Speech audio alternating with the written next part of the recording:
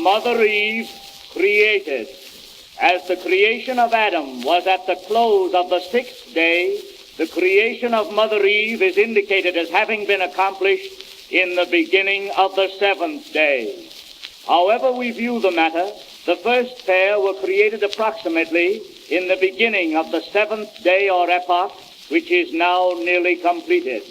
Mother Eve was merely a portion of Adam, separated from him for a special purpose, for the propagation of a race.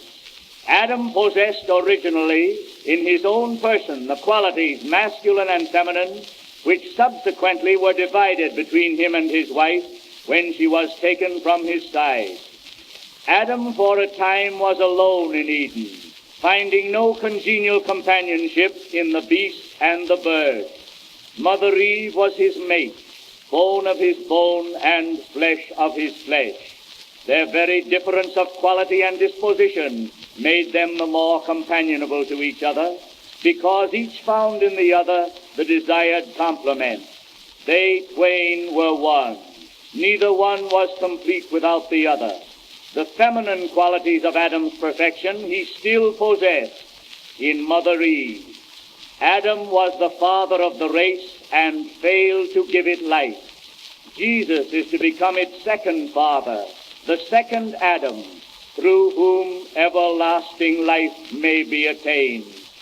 Eve was associated with Adam in the sin and disobedience which brought the penalty.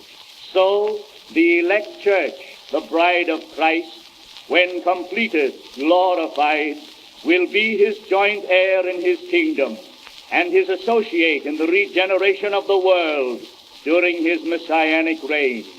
Another suggestion has been offered.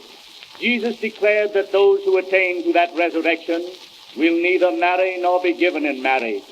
As Adam originally possessed all the qualities of character, masculine and feminine, so humanity, when fully restored to the image and likeness of God, will reattain perfection of individuality. Sex divisions will then be no more. Earth will be filled with sufficient population.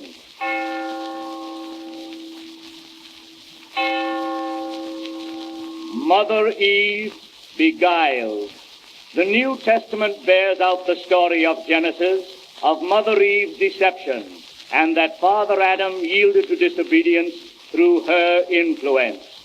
St. Paul declares that Adam was not deceived, and that he therefore had the greater responsibility. The scriptures everywhere portray that it is through Adam's disobedience that the condemnation passed upon his entire race. He was its responsible head. By one man sin entered into the world, and death by sin, and so death passed upon all men. The Bible account tells of Mother Eve's thirst for knowledge, and of Satan's taking advantage of this, beguiling her into disobedience.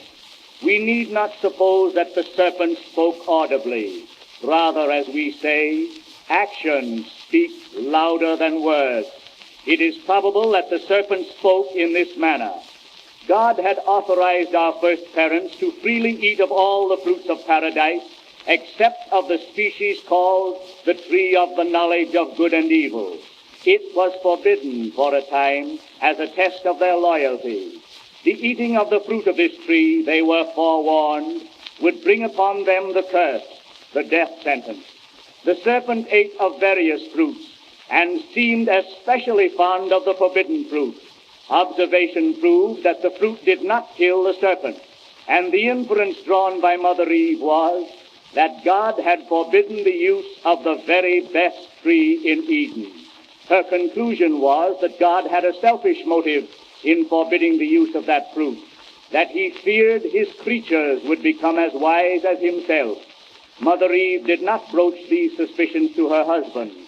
She would eat, acquire the knowledge God was withholding, and then assist Adam to it. Adam realized the seriousness of Eve's disobedience. He thought of the long days before he had her companionship. Now he would be lonely again. In desperation, Adam determined to join Eve in the sin and its penalty.